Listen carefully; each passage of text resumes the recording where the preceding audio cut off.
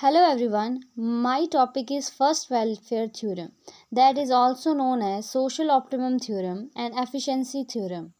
So before discussing the main topic, I'll explain what are welfare theorems.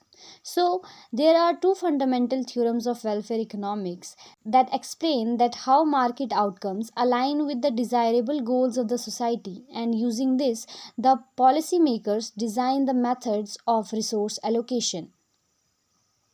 The two main concepts that come under the welfare economics are first, market optima, that is the efficient distribution of resources in a competitive economy, and the second one is the social optima, which means the desired social outcomes like well-being and equality.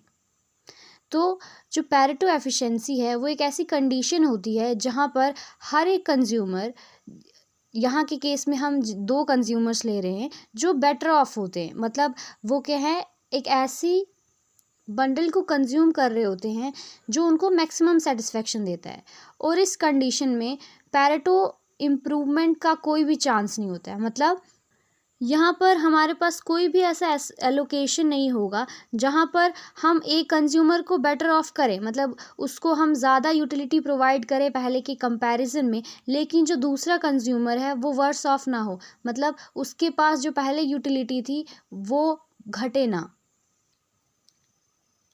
As said earlier, Pareto efficiency is a situation where no further improvements to society's well-being can be made through a reallocation of resources that makes at least one person better off without making someone else worse off.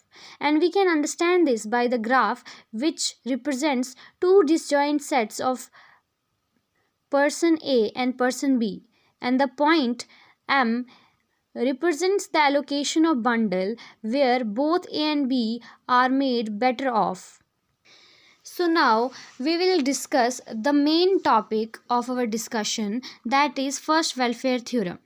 So the first welfare theorem states that the competitive equilibrium where supply equals demand maximizes social efficiency.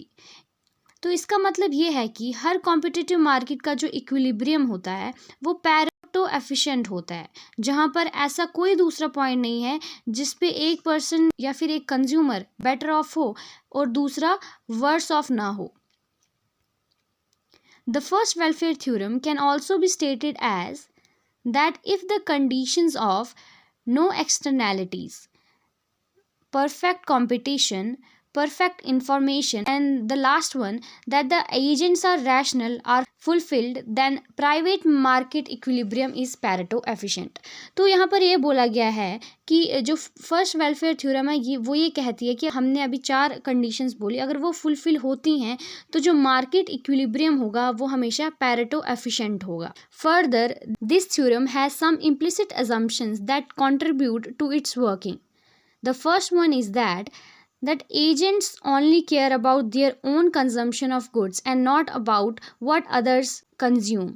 The second one states that agents actually behave competitively, and the last one is that the first welfare theorem is only of interest if a competitive equilibrium actually exists. मतलब हमारे पास एक competitive equilibrium हो या फिर एक competitive market हो तभी जो first welfare theorem है वो वर्क करेगी. मतलब हमारे पास कंज्यूमर्स का जो साइज है मार्केट की कंपैरिजन में वो बहुत ज़्यादा छोटा होना चाहिए. Now, this slide explains graphically the first welfare theorem by explaining the equilibrium of consumer as well as producer. तो यहाँ पर हमारे पास एक ग्राफ दिया गया है, जो ग्राफ ये बता रहा है कि कब जो एक कंज्यूमर होता है वो इक्विलिब्रियम में होता है. ठीक है, तो हमारे पास यहाँ पर एक इंडिफरेंस कर्व है और बजट लाइन है जो टेंजेंट है, और हमारे पास क्या है, एक इक्विलिब्रियम पॉइंट आ रहा है. ठीक है, तो इस इक्विलिब्रियम पॉइंट पे क्या होगा, जो हमारे पास पॉइंट आया है यहाँ पर जो स्लोप है बजट लाइन का वो इक्वल होगा इंडिफरेंस के बजट लाइन से. मतलब जो MRS है एक्स वाई का, मतलब margin rate of substitution of X Y, वो किसके इक्वल होगा, PX डिवाइड बाई PY, जो कि किसका स्लोप होता है, बजट लाइन का स्लोप होता है. और अगर हम प्रोड्यूसर इक्विलिब्रियम की बात करें तो हमें ये मिलेगा कि प्रोड्यूसर इक्विलिब्रियम तब होता है जब मार्जिनल कॉस्ट जो है मार्जिनल रेवेन्यू या फिर प्राइस के बराबर होती है।